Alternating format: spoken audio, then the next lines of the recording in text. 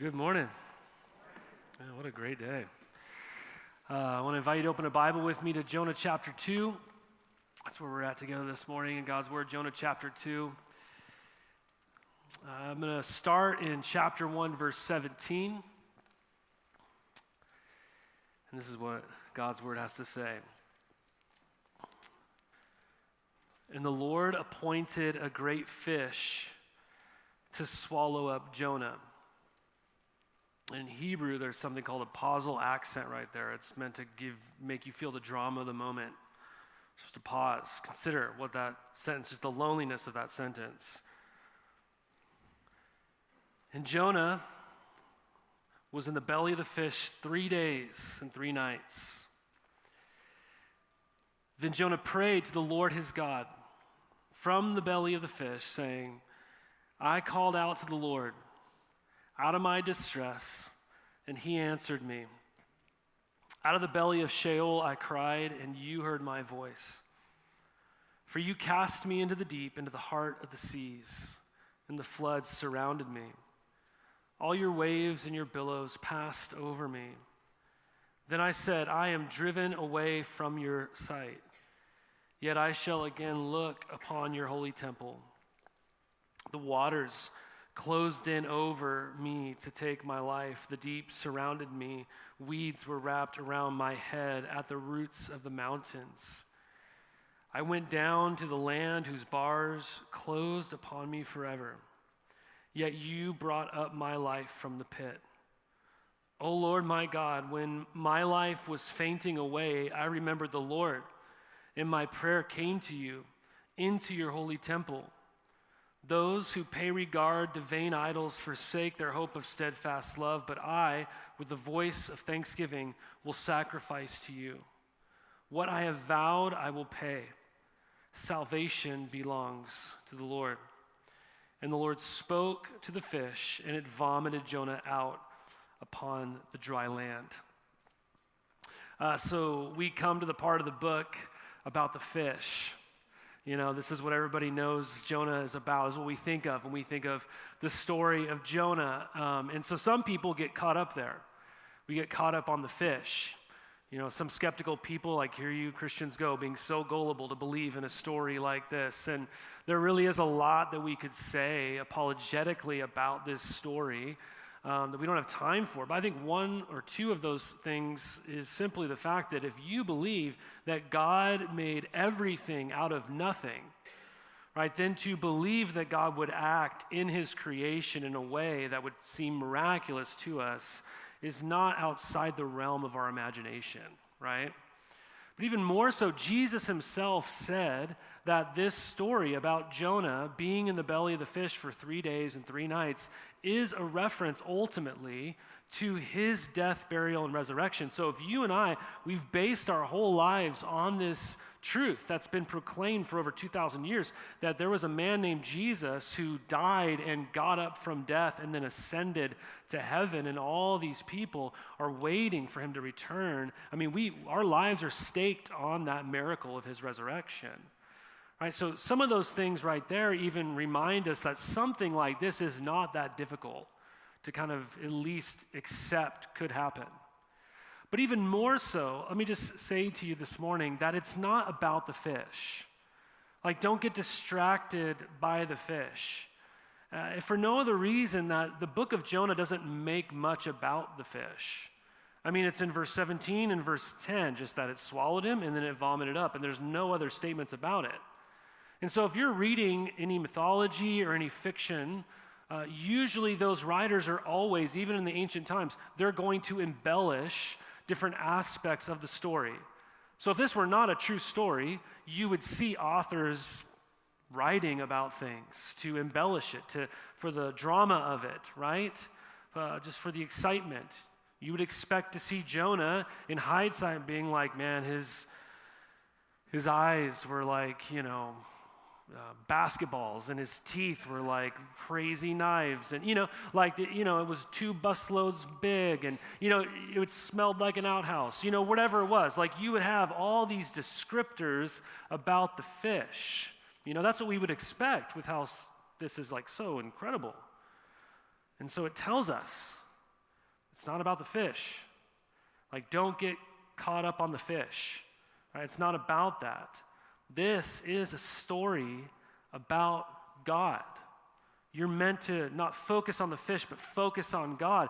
Because here we have God's man, a prophet, running from God. And here, God appoints a fish not to punish Jonah, but to save Jonah, to provide salvation for Jonah. God is orchestrating this deep, difficult, suffering circumstance in Jonah's life, not to simply teach Jonah something, but he's using this fish in order to ultimately make Jonah someone, and to make him someone.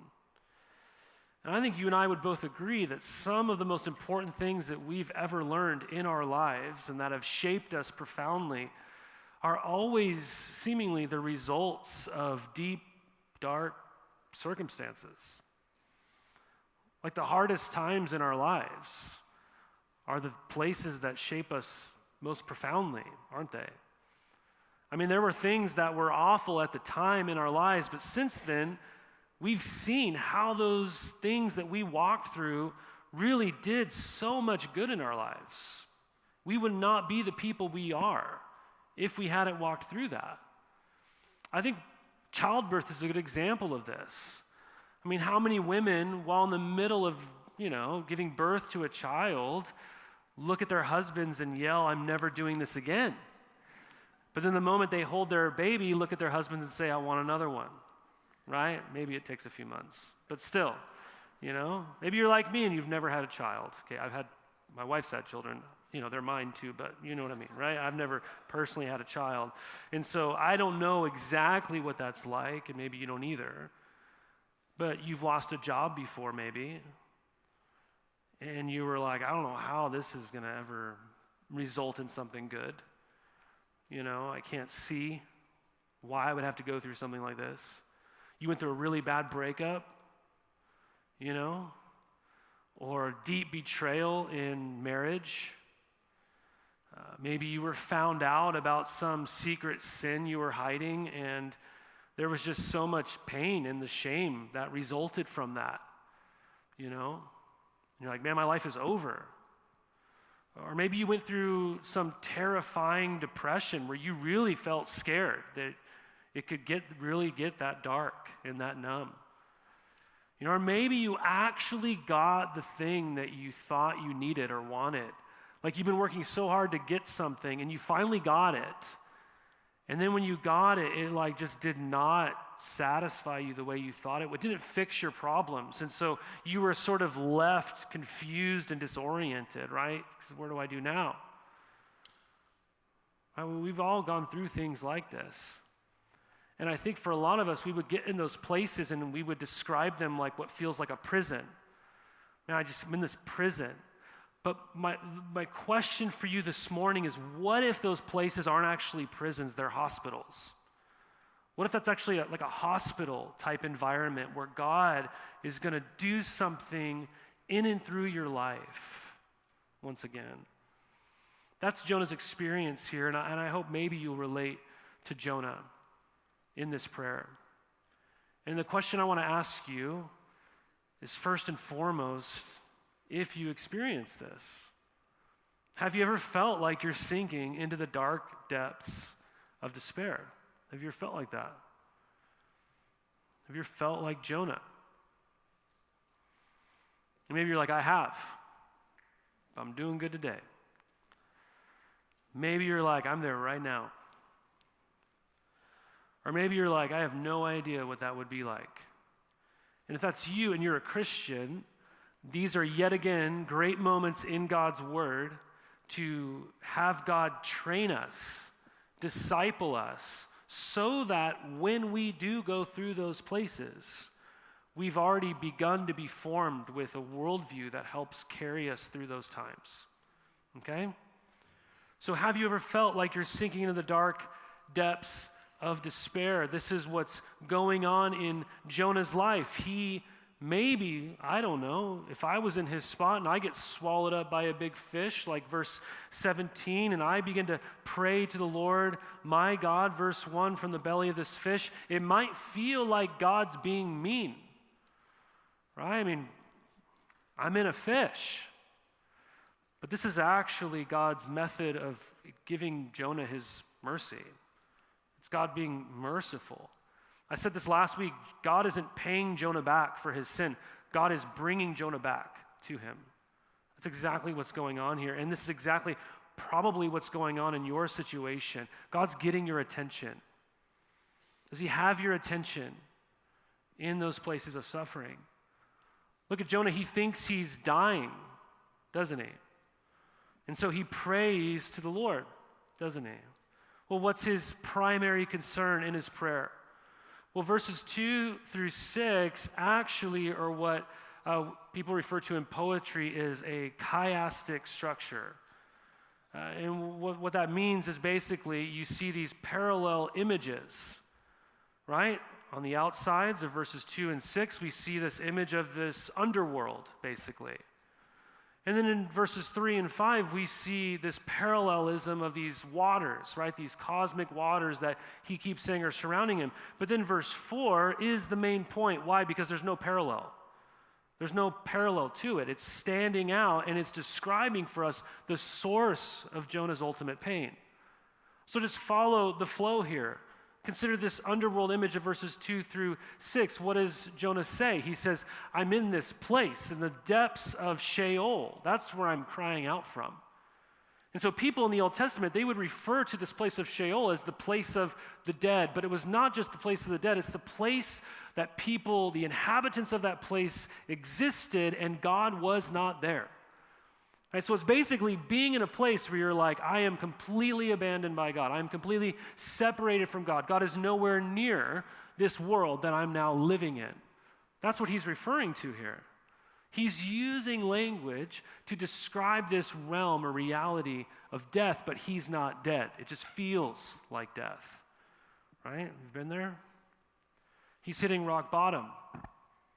And again, I love Jonah. It's such an incredible book. You can study it for the rest of your life, and you'll never get bored with it. Just, again, consider the directional language of the book.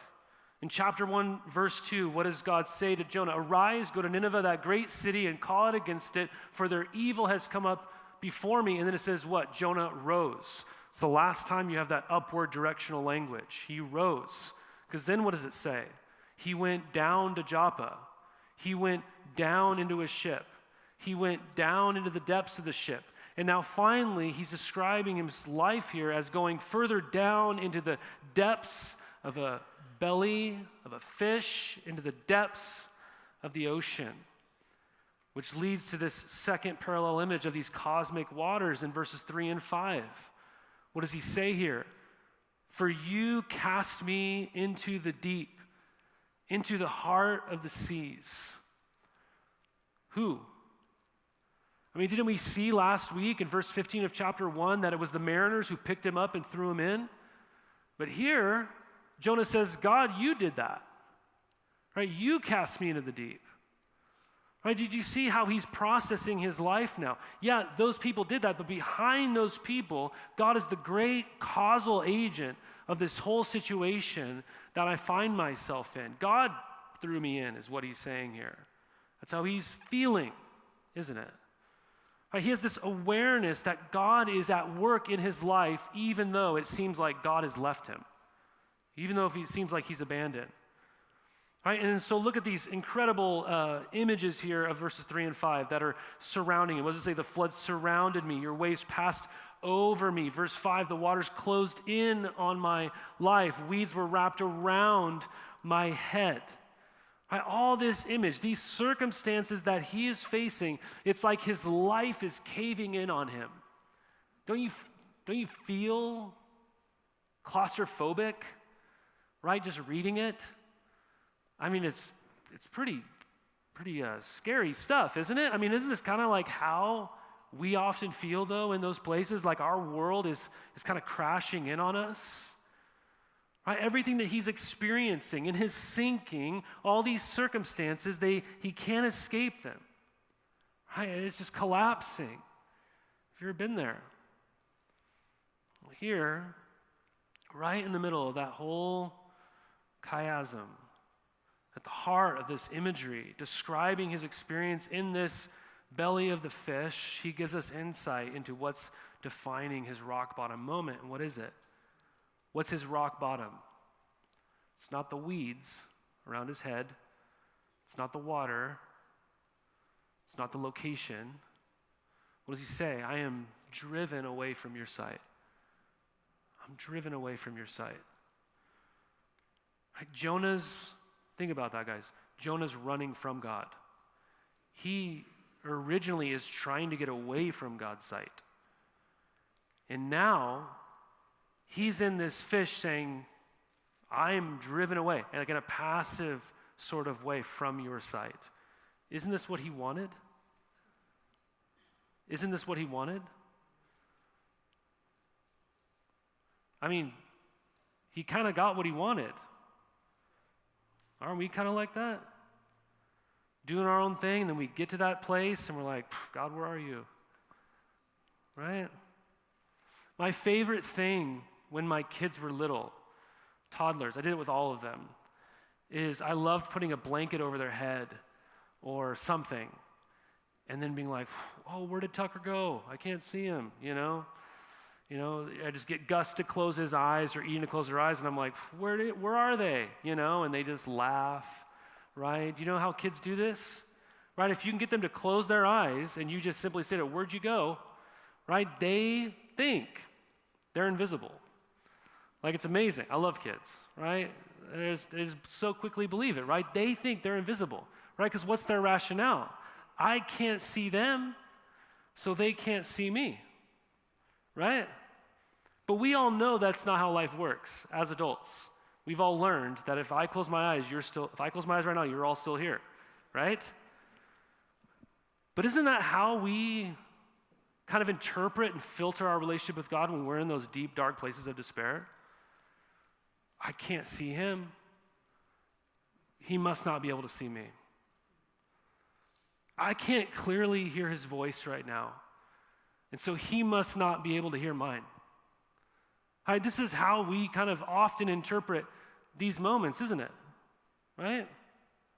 Jonah's sinking in the depths of his despair, and his greatest despair, though, is that he thinks God has abandoned him, that God can't see him because of what he can't see. I mean, I don't know if you're artistic or crafty or anything like that. I'm personally not. Every bone in my kids' bodies that have arts and crafts vibes to them, they got it from their wife, okay? But nonetheless, I have learned, as you probably know, how tapestry works. You know how tapestry works? Like if someone makes an art, piece of art that's tapestry. I brought an image for you just to kind of describe this and show you, right? One side of the image, of the weaving, is this picture, right? This image. It's artistic, right? You could see what it is. Like, oh yeah, that's a bird on a tree branch, right? You could see that. But on the left side, right, that's what it looks like on the back side of the tapestry. It's a mess. You can't make anything out of it. You're like, what am I looking at? Right? It's often really ugly. It's deformed, right? It doesn't make sense to us when you look at the back side. But on the front side, right, you could clearly see what is being orchestrated here, what's being designed and built out, right? Corrie ten Boom wrote a poem once called The Master Weaver's Plan about this very idea. And she said this, oftentimes God weaveth sorrow, and I in foolish pride forget he sees the upper, and I the underside. Right? So many times when we're in those places like Jonah, where we feel like God has abandoned us, that we're looking at our lives and we're like, I can't make sense of this, but God sees the other side, right? He knows what he's doing. He knows the kind of person that's being formed through that process that he's bringing us through, right? This is exactly what's happening in Jonah's life as he hits rock bottom. He can only see the underside of the tapestry. He can't see God, thinking God can't see him. But then the prayer begins to shift, doesn't it? The prayer shifts in the second half of the prayer. And here's what I want you to see, that even if you're going through that deep, dark place of despair, thinking and feeling what Jonah is, you need to know that God is there at the bottom. He is there at the bottom and can bring you up. He is there at the bottom and can bring you up. Because look at verse 6. It's incredible. I went down to the land whose bars closed upon me forever. That's pretty permanent language, isn't it? I mean, there's no hope in that statement. It's done. It's forever, right? Not with God. What does he say? Yet you brought up my life from the pit. We're finally on an upward trajectory again in the book. First time. Yet you brought me up. It was going to be a forever kind of thing, yet God intervened. Right? He brought up my life from the pit. Verse 7, when my life was fainting away, I remembered the Lord, and my prayer came to you into your holy temple. This is why he could say in verse 4, I shall again look upon your holy temple. Why? Because his prayer came to God, the place where God lives in the holy temple. Verse 8, those who pay regard to vain idols forsake their hope of steadfast love, but I, with a voice of thanksgiving, will sacrifice to you. What I have vowed I will pay. Salvation belongs to the Lord. And the Lord spoke to the fish, and it vomited Jonah out upon the dry land, which is gross. It is. Remember this just for a second. Just what you're all hopefully understanding, right? Like, Jonah didn't write this in the fish. Like, this is all done. He's writing this after he's gone through this whole story, right? So even the man that he is in chapter 4, God still works in his life to the point where he's going to write a book that everyone's going to know about. All this stuff that he did in utter humility, humiliation even, right? He's going to write what he went through. He's going to write about his sin and how God saved him. Right? There's no scroll and parchments in the belly with some pens and stuff that he's writing this prayer about. He's writing this all in hindsight, isn't he? Right? And so here he's experienced, he's been brought low, but he's going, but God raised me up. Right? And look at the poetry again of his prayer. His sin had done what in verse 6? Cast him down to the roots of the mountains. How deep is that? Roots of the mountains? But God brought him up from the pit. His sin cast him out, verse 4. I have been driven away from your sight, but here my prayer came in to your holy temple. See, Jonah was not in a prison, right? He was in a hospital, which is why in verse 7 it says, I remembered the Lord and my prayer came to you. And God, you did something that only you could do, right? You heard my voice when no one else could. When I couldn't lean on anybody else, I could lean on God, right? He heard my voice. I called and he answered. He answered. And then we have this really interesting verse in verse 8. Those who pay regard to vain idols forsake their hope of steadfast love. Well, that doesn't fit at all with this prayer, does it? Because he's saying, this is what I'm going through, this is me, my, I, over and over and over again. And then verse 8, what does he say? Those who pay regard to vain idols. He kind of adds more people to this prayer than originally are in it. And then he goes right back to himself, doesn't he? Who's he speaking about? Who's he speaking to here? Well, just remember, this book was written in its first audience to the Jewish people, wasn't it? I mean, yes, it's written for us, but it was first written to the Jewish people. And Jonah is the only Hebrew person in this story. So like I said last week, he acts as this representative figure of the entire nation of Israel, God's people. And God's people have continually had this plaguing problem of being unfaithful to God and having other mistresses, having other idols in their life that they would prop up and worship as their God. They've had this problem from the very beginning when God led them out of their slavery in Egypt, right? They began to worship other gods in that wilderness.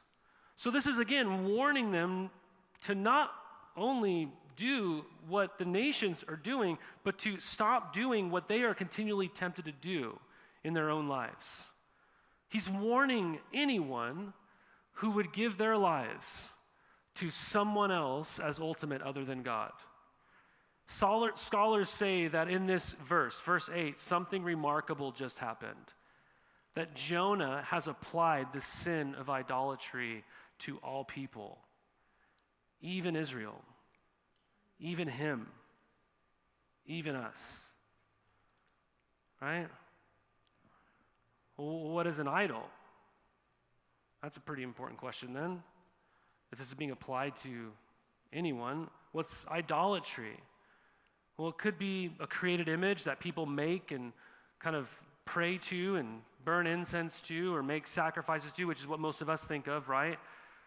But it can actually be anything, right? I like Matt Smether's definition. He says, idolatry is giving a good thing a promotion it doesn't deserve.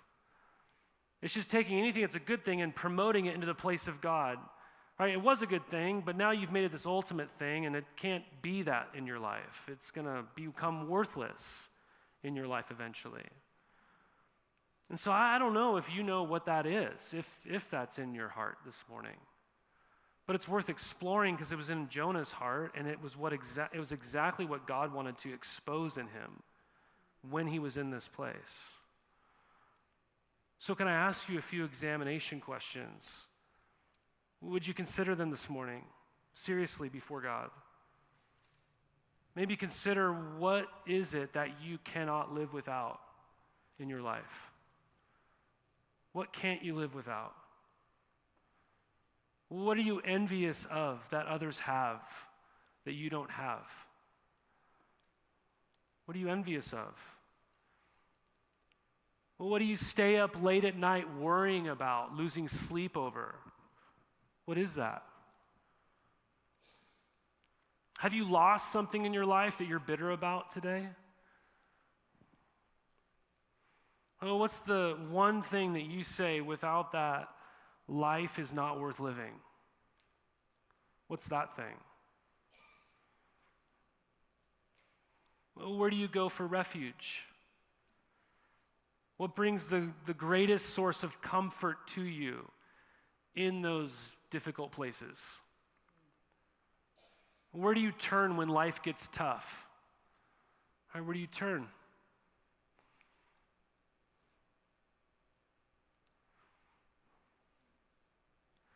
I don't know if you've thought about this, but every question I just asked you, like, you could answer it with Jesus. Like, you could do that. Like, if he has his proper place in your life, what can you not live without? Jesus. What are you envious of that others have that you don't have? Nothing, because I have Jesus. What do you stay up late at night worrying about losing? Nothing, because I have Jesus. What are you bitter about having lost? Nothing, because I have Jesus. What is the one thing you say, without that, life is not really worth living? Jesus. Right? Where do you go for refuge? Jesus Christ. What brings the greatest source of comfort to your life? It's Jesus. Where do I turn when life gets tough? I turn to Jesus. Because he's the only one true enough, strong enough, big enough to stand on, to find comfort in, refuge in. He's the only one true living God. Anything else that we cling to that's not God, it will ultimately prove worthless, Jonah says, doesn't it? Right? It will have no value. But more so, it'll ultimately cause you to forsake and forfeit something else. Isn't that what he says? I mean, your heart can't hold everything. It can't hold everything. Right? Just like your hands can't hold everything. Again, when my daughter Isla was really little, she was like a little hoarder. she would just walk around the house and try to carry at one moment like 5 stuffed animals and 4 books and like 3 toys and stuff like that. And then things would fall out of her hands and she would get so angry, right? And she'd just keep trying to like carry everything, you know? And so if I ever wanted to give her something good, like a treat or whatever it is, right? She would have to like let go of things in order to receive that, right? Like her hands can't hold everything. In the same way, I think that's a great image of what Jonah is describing here, that our hearts can have so many things that we want to fit in there as ultimate things that we must have, that we have to have, we better not lose those things. And what he's saying is if you want to hold on to those things, you are forsaking something else. In order to have this other thing, you have to let go of everything else. You can't pay regard to vain idols. If you do, what happens? You forsake hesed, steadfast love, your hope of steadfast love. It's the word for grace. It's this covenant relationship with God. You can't hold on to these other things and say, I want to fit God into my life. No, he does not have equals. He does not have rivals. He is the one true God, and if he is not Lord over everything, then he is not Lord at all. And Jonah's learning that in the heart of the sea, in the place of despair. Right? Some of you might feel like you're in a pit this morning because of your idols proving worthless. Right? You thought you weren't in a pit because they seemed to be working for a while. Whatever you thought was ultimate. And now they're not working anymore, and so you feel like everything's just caving in on you. It's because you're putting all your weight on something else that wasn't meant to be placed on. Right? So Jonah is at the very bottom. He can't go any further down, and when everything in your life falls apart, when all your hard work and plans don't amount to what you thought they would, when you're broken and exhausted, you don't know where else to turn, I'm telling you, that's where life finally gets good. That's where life finally gets good. But it's not simply being at the bottom that's going to change your life. It's crying out to God at the bottom and knowing that he's right there. Knowing that he is meeting you at the bottom in those places. Right? It's not just saying my life's gotten really bad and so, hey, it's got to get better now. No.